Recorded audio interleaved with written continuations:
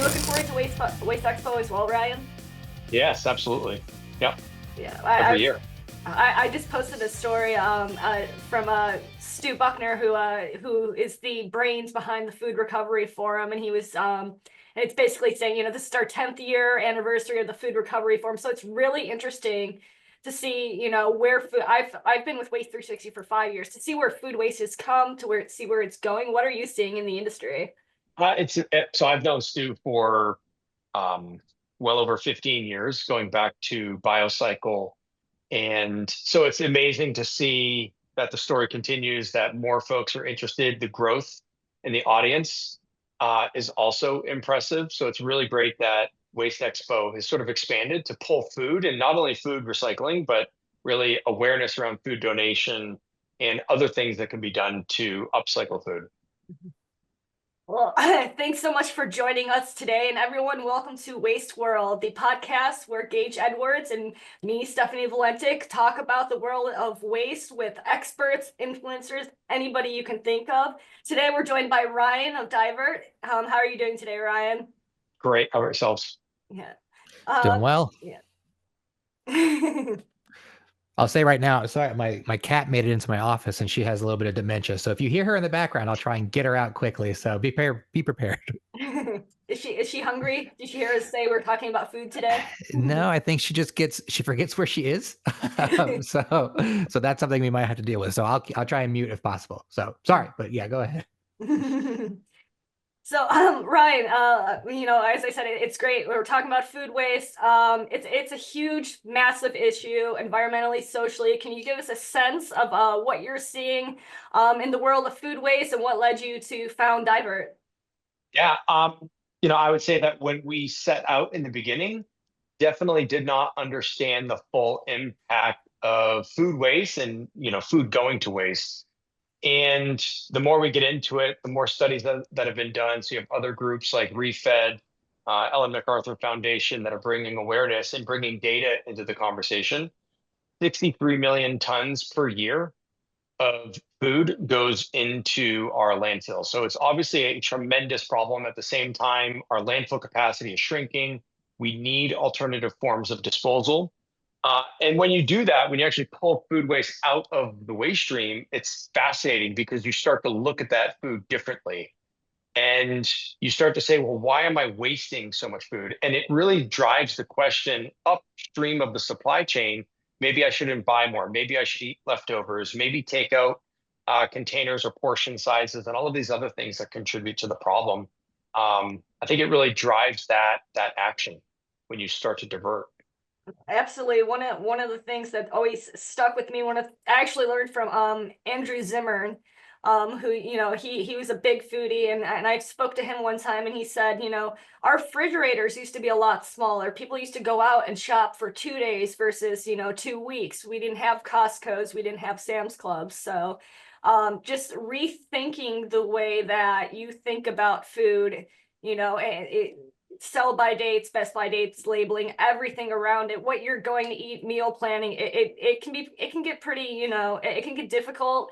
It can be confusing sometimes, but it takes a lot of planning at the end. It does. And I think, the timing that you can commit to really understanding, okay, I'm going to order this, I'm going to cook this, and the portion control, especially if you have family, if you have kids, and they're not going to finish their food. So, I think we all have the best intentions. It's just, how do you continue to incrementally improve on that system? Because when we waste food, you're wasting all of the energy, the nutrients, the water, the time, the love that goes into that food, in addition to all of the farmland that we're aerating, we're turning soil, we're trying to produce these foods.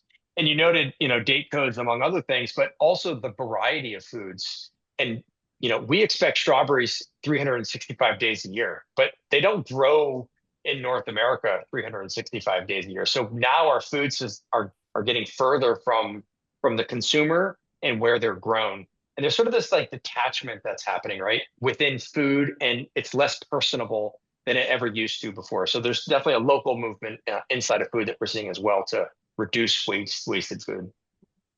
it's, it's something that, I've always been cognizant of. Like you said, strawberries aren't really in season right now, but what is in season, and it really takes a lot of thinking that way as well. Because you're thinking about soil health too. Our soil health has decreased 70% in the past couple decades.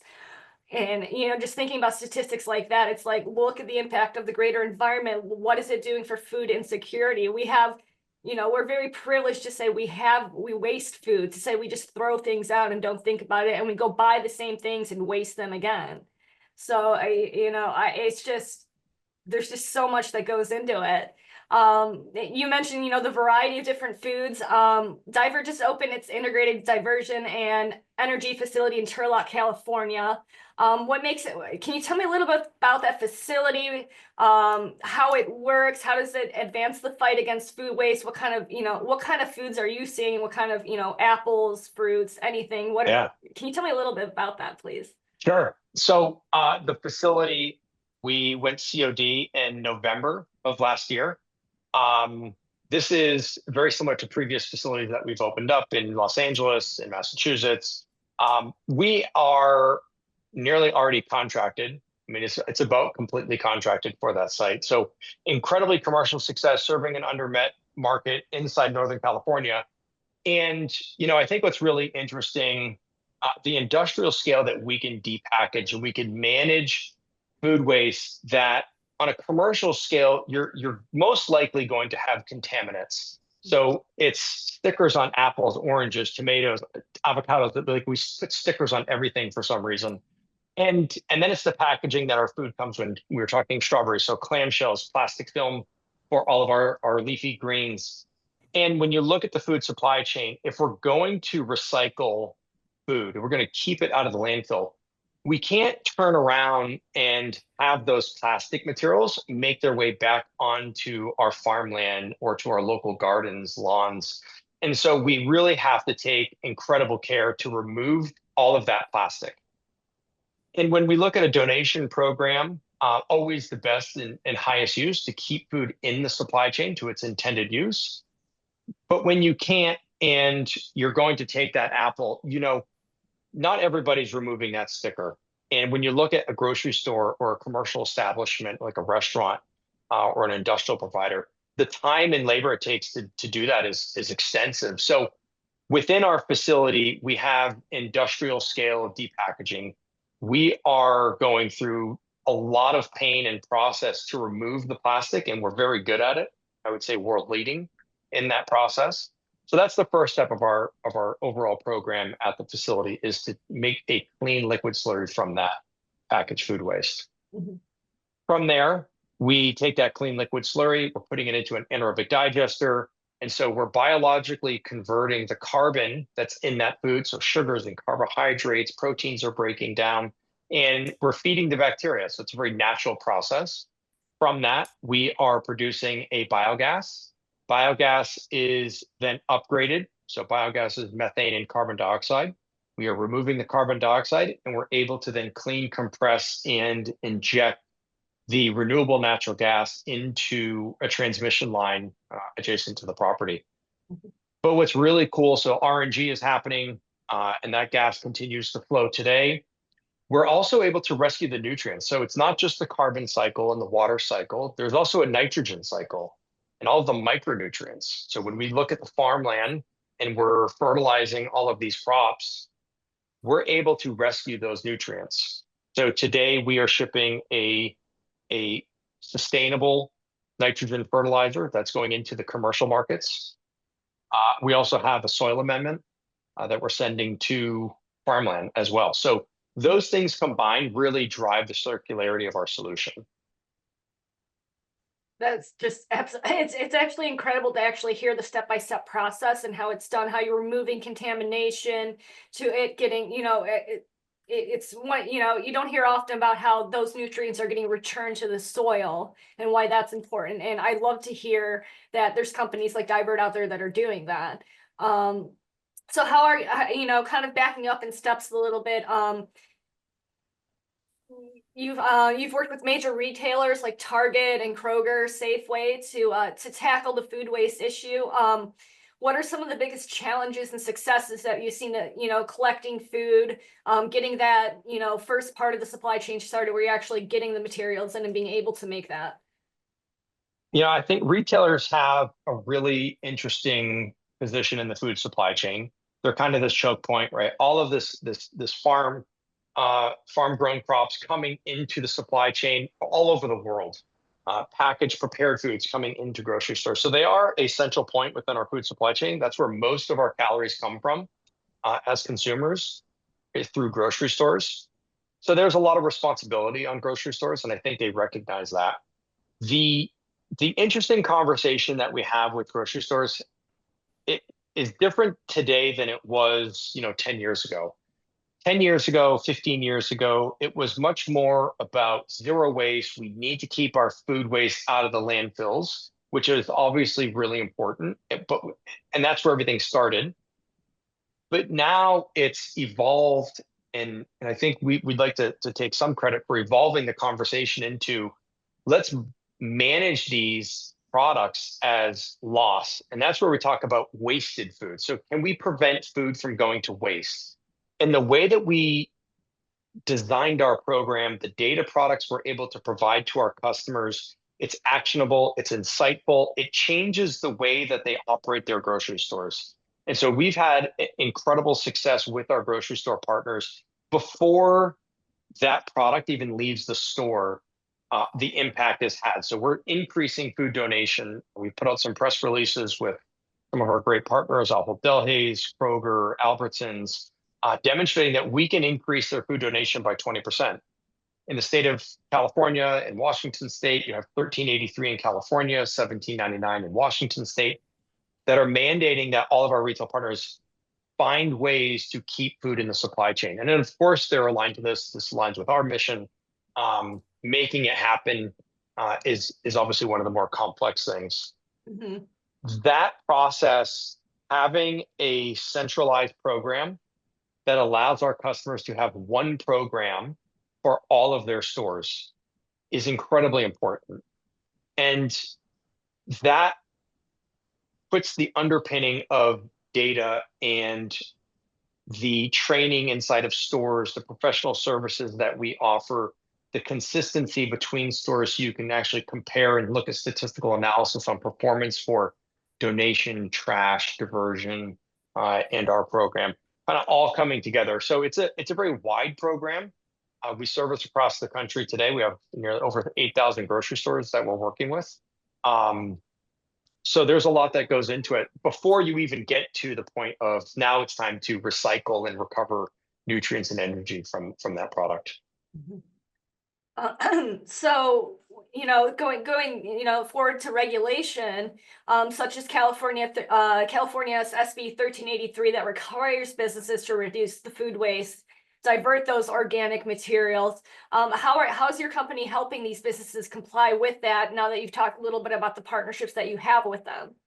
Yeah, it starts with giving them a program that's easy to use, that plugs into their existing supply chain.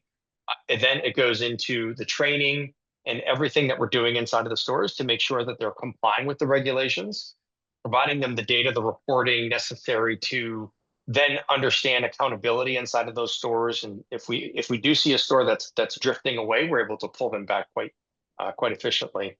Mm-hmm. And then it's getting into the food banks and all of the local food pantries, helping our retail partners plug into and refine that process. So we can see, some drifting inside of our data, where if a grocery store, let's say a food pantry, is supposed to pick up every other day for a grocery store, and you have your store associates and they have 100 things to do. It's very complex inside of a grocery store. Mm-hmm. And one of those things is we're going to donate. So they're pulling the products that they believe they're not saleable, they aren't edible, so we should donate them. It aligns with what our food pantry partner wants, so they put it aside. But if the food pantry doesn't show up, because those are typically volunteer-based organizations, it's discouraging for the store employee. And so maybe they stop doing it because they think the food pantry doesn't want it. So we're able to find those instances and find where the food pantries may not be plugged in and may be the wrong partner for those grocery stores, and then reconnect them so that they can comply with 1383. So, on the consumer side, where can what consumers what can they do to kind of get their, you mentioned like we all waste food. There's millions of tons of food waste coming out of the US each year. What's a takeaway? What's a piece of advice that you can give to a consumer that's looking to reduce their food waste? So what we do at our house, I think when you implement a program just on your own, we compost at our house. It is it's very obvious, right? From one week to the next, you say, okay, we produce a 5 gallon bucket per week of food waste, and one week it's two, or you see that bucket's filling up faster. It makes you stop and think. So I do think diversion is sort of the gateway to source reduction. It it's the point that's easy to measure, and it's very you can very much identify with that. Mhm. So that's the first part. And then buy what you need. Don't overbuy. Um, we all want our kids to try new foods. Maybe don't make, enough to feed 3 days worth. Maybe experiment on a smaller basis. That's what we're doing at our house. Um, and don't be afraid of leftovers. I think, that the concept of date codes and how long is food good for, very important as well. I've become a surgeon with our strawberries, and my ability to like get my kids to eat strawberries that, maybe you're cutting half the strawberry off, but it's perfectly edible. And maybe with a little honey, it goes down. Mhm. I mean, we've talked about so much today, and thank you so much for joining us.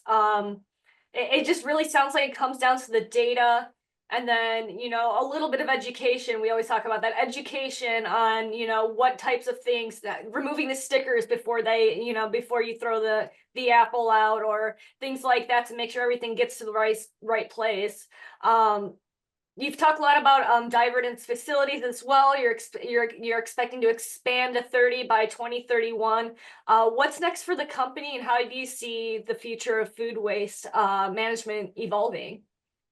Yeah. So for us, 30 facilities in the US is absolutely our path. Right now, we have a dozen locations that we are actively developing. We own property. We're into engineering. We are pushing on a lot of different corners of the market. We're also managing food waste in those markets as well. So we're ready to go. As soon as construction is built, we'll be making some announcements very soon on some very current projects that are moving. And, I think long term, um, what we're doing, our ability to integrate with our food retailers, produce data, help them with their food donation, that entire program, and then downstream with our technology, producing commercial grade nitrogen based fertilizers, rescuing food, and doing this at an industrial scale, we think is a program that scales internationally. And so for us, it really does not stop at 30. There are plenty of opportunities that we think we can outcompete in additional markets outside of the US. Well, thanks again so much for joining us. Thanks, Gage, for co-hosting as always. Do you have any final thoughts about food waste here?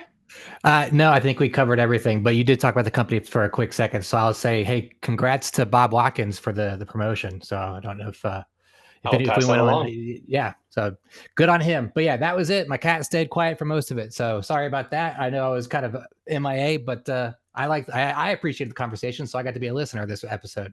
Yeah. And thanks to everybody out there for watching and listening. You can find out more information about the Food Recovery Forum and Waste Expo at wasteexpo.com. Find our podcast, more information about food waste and everything waste related at Waste 360. And watch more episodes on YouTube, Spotify, any of your favorite platforms that you can think of. And remember, it's our world. Let's not waste it.